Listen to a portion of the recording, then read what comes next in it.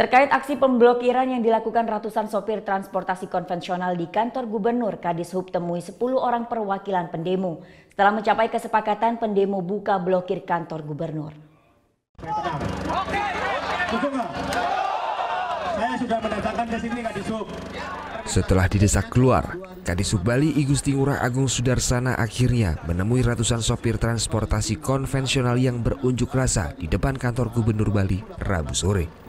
Kadishub berusaha menjelaskan upaya penyelesaian polemik taksi online sesuai Permenhub nomor 26 tahun 2017 sebagai Permenhub nomor 32 tahun 2016.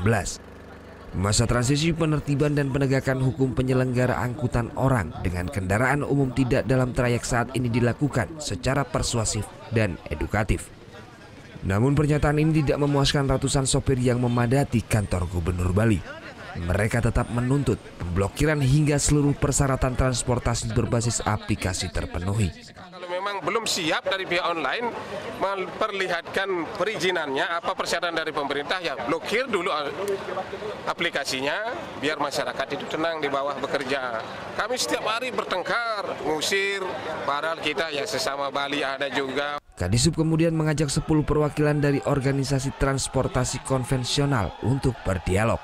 Salah satu kesepakatan dalam pertemuan ini adalah perwakilan sopir konvensional akan dipertemukan dengan perwakilan sopir taksi online di Mapolresta Denpasar dalam waktu dekat.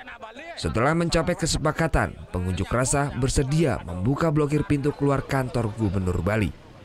Muhammad Hasanuddin melaporkan untuk NET.